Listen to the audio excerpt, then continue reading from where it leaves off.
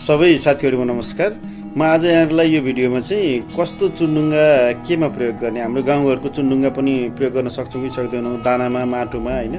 अनि चुन्डुङ्गाको बेसिक चाहिँ प्रकार कस्तो कस्तो छ हाम्रो मार्केटमा अवेलेबल भएको चुन्डुङ्गाको धुलोहरु, त्यसको ढुङ्गाकै फर्म कस्तो हुन्छ, चुनको फर्म कस्तो हुन्छ, यी कुराहरु है म यो चाहिँ बताउन गइरहेको छु तपाईहरुलाई। यसमा के हुन्छ भने पहिला हाम्रो के चुन्डुङ्गा भनेको क्याल्सियम कार्बोनेट भन्छ अंग्रेजीमा है, त्यो चाहिँ CaCO3 भनेर क्याल्सियम कार्बोनेट भन्छ। अब हामीले म्याग्नेसियमको पनि कमी भएको माटो छ अथवा भने म्याग्नेसियम पनि भएको यो डोलोमाइट चुनाहरु यस्तो चाहिँ युज गर्नुपर्छ कसियसली हैन, त्यो सोइल टेस्ट गराएर हैन। कुखुराहरुलाई चाहिँ नि अब यो क्याल्सियमको आपूर्ति गर्नलाई अन्डा पार्ने कुखुराहरुलाई जस्तो यो ग्रिटहरु जुन 2 देखि 4 mm को साइजको छ, त्यो ग्रिटहरु खुवायो भने कुखुराको दाँत नहुने भएको र पाङ्ग्रामा गएर त्यसले चाहिँ यो ग्रिटले काम गर्छ अनि दानाहरुलाई पिस्न पचाउन मद्दत गर्छ भन्ने छ, कुखुरालाई खुवाउनलाई ग्रिट खुवाउने। अब यो पोलेको चुन्डुङ्गा जुन देखिराख्नु भएको छ, यो चाहिँ हाम्रो मुस्ताङमा चाहिँ पोलेको पाइने चुन्डुङ्गालाई पोलेर यसरी चाहिँ प्रयोग गर्ने चलन छ।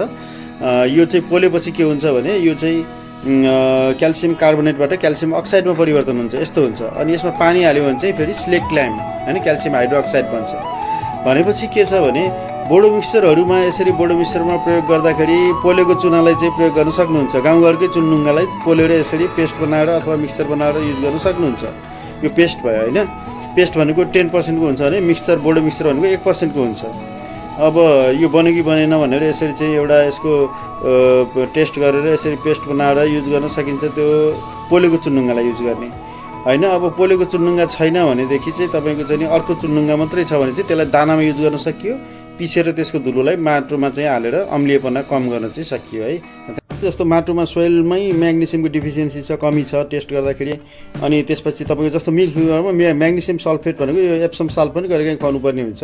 त्यस्तो छ भने म्याग्नेसियम भएको चुना अथवा एप्सम साल्टको चाहिँ प्रयोग गर्ने त्यो बेग्लै कुरा हो। होइन भनेदेखि हामीले क्याल्सियम कार्बोनेट भनेको जुन लाइमस्टोन छ त्यसको चाहिँ ग्रिट भनेको कुखुरालाई खुवाउने, यो म्याक्सिमम राम्रो प्युरिटीको छ भने 95% सम्म प्युरिटी हुन्छ है यो हाम्रो ढुङ्गामा लाइमस्टोनमा। तर अझै प्योर फर्ममा पनि पाइन्छ, नेचुरल फर्ममा, त्यसलाई क्याल्साइट ग्रिट भन्छ, त्यो सेतो हुन्छ। अनि त्यो अहिले फोटोमा हेर्नुहोस् है, अनि पोल्दाखेरि जति सेतो भयो त्यति राम्रो प्योर क्याल्सियम हो भन्ने पनि बुझ्न सक्छौँ हामी, प्योर लाइमस्टोन हो भन्ने पनि बुझ्न सक्छौँ है। कुखुरालाई चाहिँ यो गिजार्डमा उसको पाङ्ग्रामा लगेर चाहिँ नि त्यहाँ गएर बस्छ अनि पचाउन सजिलो हुन्छ भन्ने हिसाबले ग्रिट त्यो टुक्रा टुक्रा बनाएर खुवाइन्छ। अब बोडो मिक्सचरमा बनाउँदा होस् वा बोडो पेस्ट बनाउँदा होस्, त्यसमा चाहिँ हामीले के गर्ने भयो, त्यसमा पोलेको चाहिँ चुन्डुङ्गा युज गर्ने भयो, ठाउँको चाहिँ चुन्डुङ्गाहरू। भनेपछि गाउँठाउँको चुन्डुङ्गालाई हामीले चाहिँ के गर्न सकियो, पोलेर हो भने चाहिँ बोडो मिक्सचर बोडो पेस्टहरूमा प्रयोग गर्ने हो, नपोलिकन हो भने चाहिँ तपाईँको कृषि चुन बनाउनको लागि चाहिँ प्रयोग गर्ने अथवा दानामा प्रयोग गर्ने हो है। अब यो चाहिँ हेर्नुहोस् पोलेको कस्तो हुन्छ, नपोलेको कस्तो हुन्छ। पोलेपछि क्विक लाइम भन्छ, पोल्दाखेरि एकदम हाई टेम्परेचरमा पोल्नु पर्ने हुन्छ, धेरै कस्टली हुन्छ। तर चाहिँ के हुन्छ भने यो पोलेको चाहिँ चुन चाहिँ माटोमा प्रयोग गर्यो भने चाँडो माटो सुधार चाहिँ हुन्छ, तर एक्सपेन्सिभ भयो नि त। ओके ल, यो चाहिँ अब हामीले के चाहिँ यसमा कन्क्लुजन निकाल्नु पर्यो भने चुनहरू चाहिँ जस्तो डोलोमाइट चुना भनेको म्याग्नेसियम भएको चुना, लाइमस्टोन भनेको क्याल्सियम भएको चुना। र त्यो लाइमस्टोन चुन्डुङ्गा जुन हाम्रो गाउँघरमा पाउँछ, त्यो गाउँघरमा पाउने चुन्डुङ्गामा पनि के हुन्छ भने क्याल्सियम बाहेक पनि अरू तत्त्व हुन्छ कि त्यो जतिसुकै प्योर भए पनि 40% भन्दा बढी क्याल्सियम हुने भएन क्याल्सियम लाइमस्टोनमा, किनभने क्याल्सियम कार्बोनेटमा चाहिँ त्योभन्दा बढी हुनै मिलेन हैन, त्यसको केमिकल फर्मुलै त्यही भयो। तर के हुन्छ भन्दाखेरि चाहिँ गाउँठाउँको चाहिँ कुनै पनि ढुङ्गामा फेरि क्याल्सियम हुन्छ कि मस्टली भनौँ न, कुनै पनि नभनौँ मस्टली। तर चाहिँ के हुन्छ भने कतिको धेरै क्याल्सियम भएको हो हामीले चुनको रूपमा प्रयोग गर्न, दानाको रूपमा प्रयोग गर्न चाहिँ सक्छौँ कि सक्दैनौँ भन्ने कुरा चाहिँ हामीले केबाट सोध्नु पऱ्यो भने जस्तो खडी ढुङ्गाहरू तपाईँले गाउँघर ठाउँमा त्यो हामी लेख्थ्यौँ नि, केटाकेटी छँदा पनि त्यो खडी ढुङ्गाहरू बटुलेर ल्याएर लेख्थ्यौँ होइन, त्यो चकले जस्तै लेख्थ्यौँ। त्यो चाहिँ क्याल्सियम कार्बोनेट होइन, तर क्याल्सियम हुन्छ त्यसमा। भनेपछि हेर्दा निलो जस्तो देखिने अनि तपाईँको चाहिँ पोलेपछि सेतो हुने, त्यो चाहिँ क्याल्सियम कार्बोनेट हो। पोलेपछि जति सेतो भयो त्यति प्योर क्याल्सियम कार्बोनेट भयो। अनि गाउँठाउँको चाहिँ कहिलेकाहीँ कस्तो गुफाहरूमा होइन यस्तोहरूमा पनि त्यो एकदम प्योर क्याल्साइट फर्ममा चाहिँ क्याल्सियम कार्बोनेट भएको देखिन्छ कि त्यो भनेको चाहिँ अझै धेरै प्युरिटी भएको होइन। जस्तो 95% सम्म चाहिँ नि मैले अघि भने 40% चाहिँ नि क्याल्सियम हुन्छ, तर 40% क्याल्सियम भनेको म्याक्सिमम 40% क्याल्सियम हुन्छ।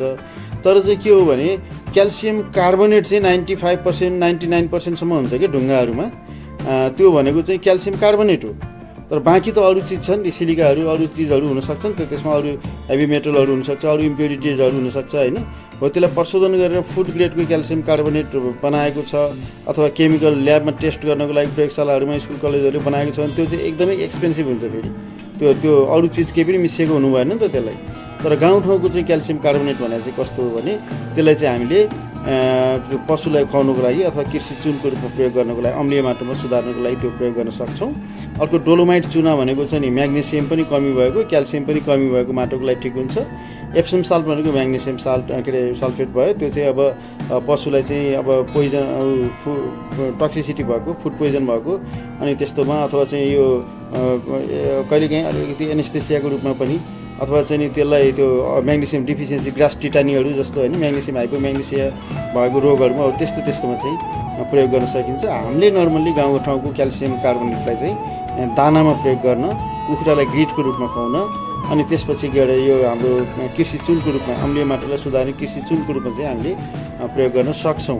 अब त्यसलाई चिन्नु चाहिँ पर्यो है। अब गाउँठाउँमै पनि आफ्नै तरिकाले बनाएर त्यसरी पोलेको पनि हुन्छ। त्यसरी पोल्दा पनि सेतो भएर कोही क्लाइमको रूपमा यो जुन अघि मैले भने बोडो मिक्सचरमा प्रयोग गर्ने, घर पोत्नको लागि प्रयोग गर्ने, खाने चुना जुन पानमा मिसाएर खाइन्छ हो त्यस्तो चुनामा चाहिँ त्यो त्यसरी पनि युज गरेको चाहिँ देखिन्छ। तर त्यसलाई चाहिँ त्यो दानामा चाहिँ हाल्न हुँदैन कोही क्लाइमलाई, किनभने त्यो एउटा हट हुन्छ त्यो अनि पाच्छ कुखुराको आन्द्रामा उसमा पाच्छ। पानी परेपछि चाहिँ के हुन्छ भने त्यसलाई चाहिँ नि त्यो आन्द्रामा नै घाउ बनाइदिन सक्छ, मुखमा नै घाउ बनाइदिन सक्छ है। त्यो भएर हामीले कुखुराको दानामा, पशुको दानामा, अरू जेको दानामा पनि हामीले क्विक्लाइम प्रयोग गर्ने, पोलेको चुना प्रयोग गर्ने होइन। त्यो चाहिँ बोडो मिक्सचरमा प्रयोग गर्ने हो, बरु घरपोतमा प्रयोग गर्ने हो, खानामा प्रयोग गर्ने हो, बोडो पेस्टमा प्रयोग गर्ने हो। दानामा चाहिँ हामीले क्याल्सियम कार्बोनेटको ढुङ्गा के अरे त्यो जुन छ त्यो त्यसको धुलो त्यसलाई अथवा चाहिँ तपाईँको चाहिँ नि त्यो क्याल्सियम कार्बोनेट धुलोलाई कृषि चुनको रूपमा प्रयोग गर्ने है। ओके ल। अब यसमा यो बोडो पेस्ट कसरी बनाउने, बोडो मिक्सचर कसरी बनाउने भन्ने छ। अब यो निलो तुथो र चुनको कुरा हो, त्यही मात्राको कुरा है। यो पेस्ट चाहिँ 10% बढी कन्सन्ट्रेटेड हुन्छ। यो ढुसीनाशक ब्याक्टेरिया नाशक है, बोडो मिक्सचर पनि बोडो पेस्ट पनि दुवै। ओके ल, यही हो, यो सिम्पल छ है बनाउन। Thank you so much.